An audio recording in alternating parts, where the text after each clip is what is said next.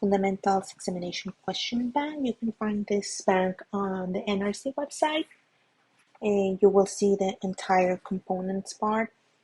So the way that I do it, so we have like different subjects in the components part. So the first one that we're gonna take a look at it is valves. Is this the topic 181.001? I like to divide this in sub-subjects or subtopics, which they call knowledges. So as you can see here, this part is gonna have, I think, 8, if I'm correct, it's gonna have 8 knowledges.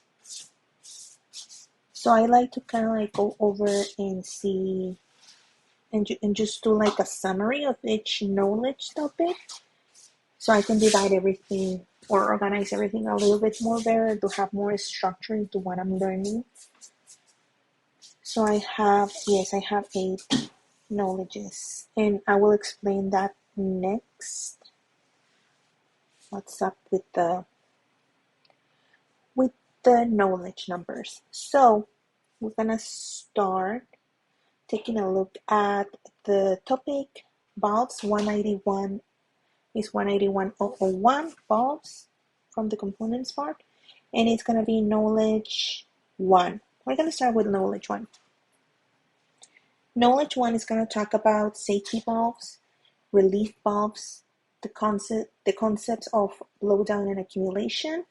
It's gonna talk about force, and we're just gonna go over a little bit more about relief valves. But so what is a safety valve, right? Like the first thing is like, what's a safety valve? And a safety valve is basically this valve or this device that in many cases is gonna be the last line of the self to keep us safe. And the safety valves need to be operating at all the times and under all circumstances, right?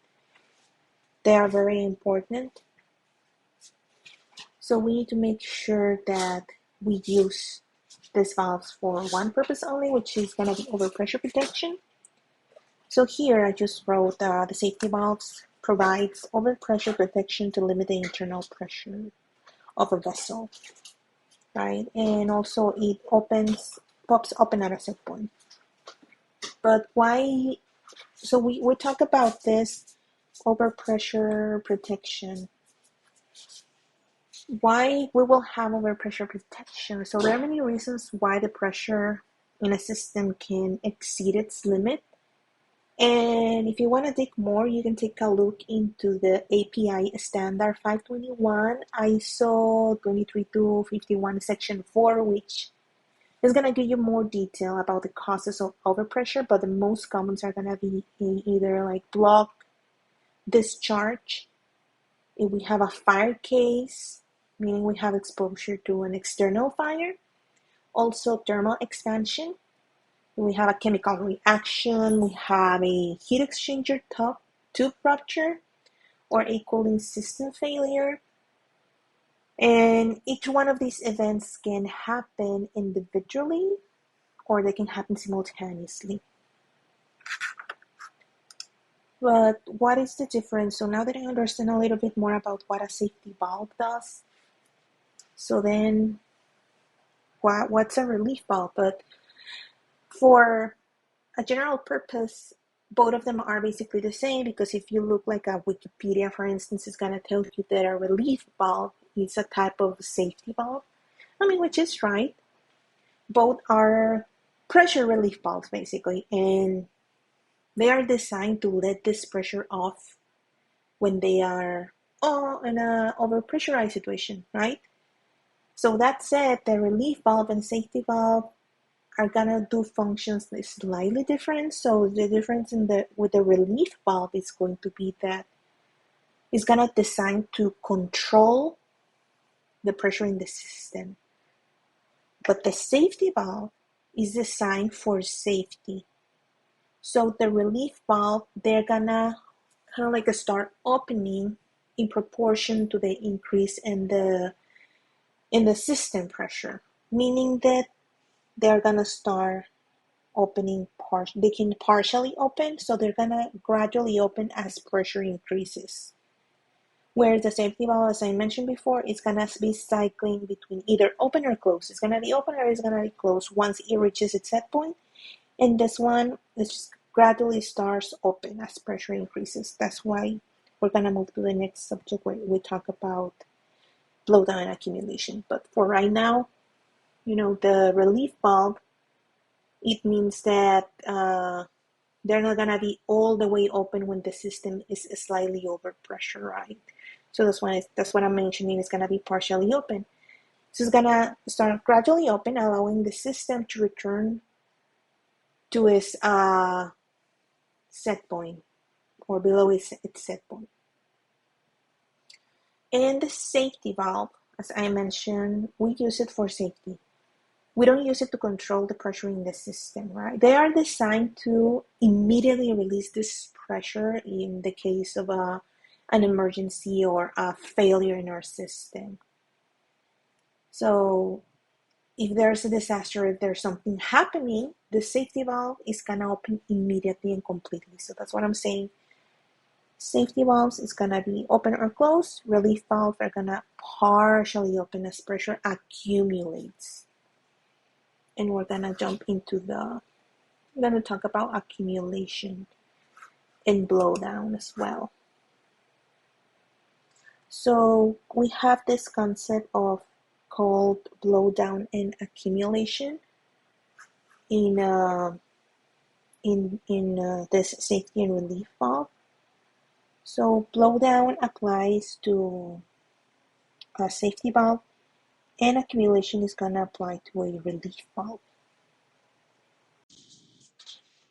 So we're gonna have the terms blowdown and accumulation. So the blowdown in this case, we use it for safety valves, and the blowdown is gonna be the difference between the set pressure and the closing pressure, and this is gonna be expressed in a percentage. And the accumulation is gonna be the relief valve accumulation pressure. So in a pressure increase, so if there is a pressure increase that is above something that is called the maximum allowable working pressure, the MOP of a vessel during discharge through a pressure relief device, this is also gonna be expressed in percentage. So we're gonna have the set point. It's gonna be this pressure when it's fully open, and the difference with the set point. So that's gonna be expressed in percentage. And the next concept that we're gonna have is gonna be the concept of force here. This is gonna be very simple. So we're gonna have examples where we're gonna have force applied on the spring of a ball over the surface area, and that's gonna be like the required pressure to overcome. So we're gonna go into examples for this, and also just an overview again. The relief valve is gonna maintain the system integrity, and also is gonna stabilize above the pressure set point, just like some things to remember. And that is basically it for knowledge 1. That's all that we need to know. Like the information that is in here, it's all that we need to know to solve the problems and answer all the questions from knowledge 1. So we can just go right over. Okay, so knowledge K1.01 from the valves topic. The first question is asking about the function of the safety valve, and the function is, as we talk, provide overpressure protection to limit the internal pressure in the vessel. Then we're gonna have the next question, which is a little bit more interesting. It's a problem. So we are giving a vertical safety valve that has a compressed spring assembly that is applying a force of 1,200 pound force to the top of the valve disc in opposition to the system pressure. System pressure is being exerted on the underside of the valve disc, that is 3 inches in diameter. And we already have the formula for that. So the formula for that, we know that it's gonna be the pressure. So we need to get the pressure required, right? The pressure required is equal to the force applied over surface area. And we just need to solve for this. We use this formula, and we're gonna get 170 psi GM here. That's all that we need to know. And same for this one, is giving us the force, and it's giving us the diameter. We just solve force over surface area. It's gonna be the same because it's asking about the pressure, right? The pressure at which the safety valve will begin to open. So pressure required equals force applied from the spring over the surface area. And we don't have to solve that one. The next one, this is another like conceptual question, more like just remember this one. So refer to this drawing of a typical safety valve. The component indicated by the solid arrow, so this component, is used when necessary to manually what? We use this one to pop open the safety valve manually. And the next one is the same as the ones that we have seen before. It's asking about the system pressure, so we just need to use the same formula that we used before. It's gonna be pressure required equal to force applied over surface area, and the answer is gonna be Bravo. So we need to get that answer, so we can just go ahead and do that. And this is exactly the same one. So as you can see, there are many questions that are gonna be basically the same. It's asking you to solve for the system pressure. We know how to do that. This one is a little bit more interesting, right? Because in this one we are talking about a safety valve, and we need to solve for the percent blowdown on this safety valve, and we already know. So blowdown and safety valve, right? Blowdown is for the safety valve. We know the formula. We already talked about this one. So the blowdown is going to be equal to a set point minus when the valve is fully closed over the set point. But we need this in a percentage, right? So we just basically solve. So we need to use the set point. Okay, where is my set point? My set point is going to be 1200 psi. When the valve is fully closed, this is it. This is 1140. So we just type in the numbers and we solve for it, right? So we're gonna have that blowdown. It's equal to 1200 minus 1140 over 1200, and that's gonna give me 5%. And yeah, that's right. That is the answer for my question. Then we're gonna have another more interesting question here. This one we need to think a little bit more. So this is gonna be question P4201, and I think there are two of them. 2 or 3. There's a couple of these questions. So it's 1, 2, kind of like 2. I thought there were more, but it's just 2. Okay, let's try to solve this one. This one says, okay, a completely full water storage tank, doesn't have a storage tank, is being hydrostatically tested to 100 psi using a positive displacement pump with a smooth and constant discharge flow of 10 GPM. The tank is protected by a safety valve and a relief valve. Both valves discharge to atmosphere. Each valve has an opening set point of 105 and a maximum discharge flow rate of 6 gallons per minute. The PDP is inadvertently left running with the tank pressure reaches 100 psig. With the PDP still running, the tank pressure will either stabilize at or above the 105, and the greater mass flow rate will be coming from either the safety of the relief valve. So we need to solve for that. So first, I really like to draw. So it's telling me that I have a completely full water storage tank. Okay, so let's draw my completely full of water storage tank.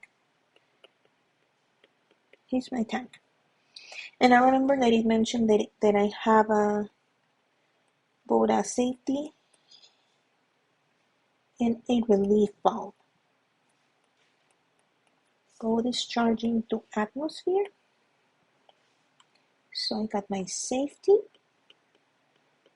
and I got my relief valve, both discharging to atmosphere. Okay, so now it's telling me that I have it's being hydrostatically tested to 100 psig using a PDP with a discharge flow rate of 10 GPM. Okay, so I have a PDP with a discharge flow rate of 10 gallons per minute. And it's also telling me that each valve has a set point of 105. So the set point for each valve is 105 psig. And the flow rate for each valve is going to be 6 GPM. So I can only have 6 GPM coming out from here and another 6 GPM coming out from here. But since I have my discharge pressure that is 10, I can only have 10 coming out from 6 from one, and I don't want to get ahead of myself, but yeah, I can only, the combination of both of them, what I get in, I get out, right? So only 10 gallons per minute. Okay, let's examine the concept again from blowdown and accumulation. So I know that my relief valve has accumulation, right? Meaning that it's gonna be starting to stabilize above my set point, right? Because of the concept of accumulation. So given that, since I know that I already have a relief valve, I know that I will stabilize above the 105 psig, right? So now how do I get which one is gonna have the greater mass flow rate? Which valve is gonna have the greater mass flow rate? So the valve that is gonna reach the safe point initially is gonna be the safety valve, right? Due to the concept of blowdown, it's gonna reach that one first. So my safety valve is gonna discharge 6 GPM. As soon as it reaches the pressure, it's gonna start discharging 6 GPM, and then the relief valve is gonna start partially open and it's gonna release the remaining 4 GPM. So that gives me 10 in total. So the largest or the greater mass flow rate is gonna be coming from my safety, valve. So it's gonna be above in safety. Oh, it's Bravos. Yeah, so we are correct. So this is how I approach this question. And there are more questions that are gonna be similar. So will you solve for them? So for instance, we have another one here. It says refer to the drawing of two identical water storage tanks. Tank A is protected by a relief valve and tank B is protected by a safety valve. Each valve has an opening set point of 205 and a maximum discharge flow rate of 8. So set point is going to be 205 and the maximum discharge flow rate is going to be 8 GPM for each one of them. So the tanks are being hydrostatically tested and each tank is being supplied with a smooth and constant flow rate of 2 GPM. Each one of them has its own PDP. So both PDPs are running. So what's going to happen, because here each one of them has it can be discharged at 8, right? So we know that the relief valve is gonna, this one is gonna partially open, and that the safety is gonna be cycling between open and close. So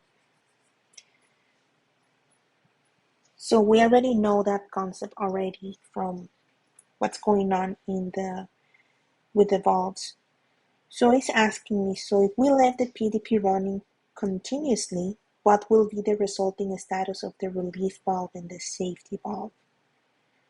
Right? So that's going to be very simple because we already know what's going to happen. So we let it go out running and we know that the relief valve, it's going to start partially open, right?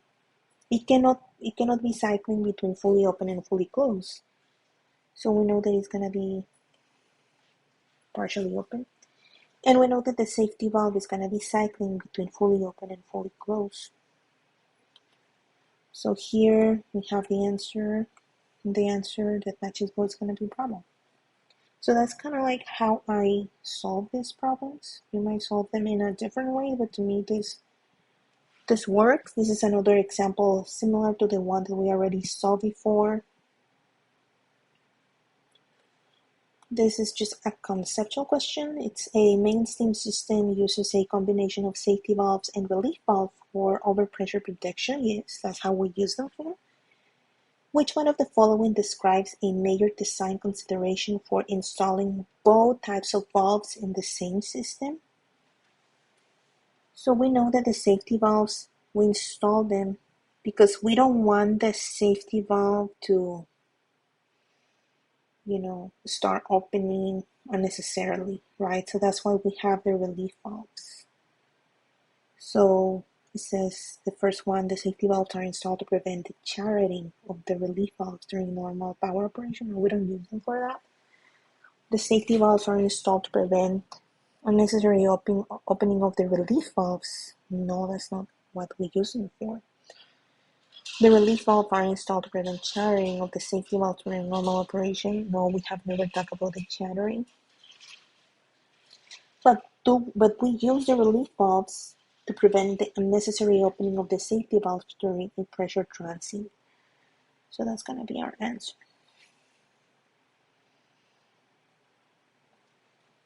So the next question, it's similar to the one that we already saw. So we can solve for that one. And that concludes the topics or the knowledge K1.01. In the next video, we're going to take a look at the subject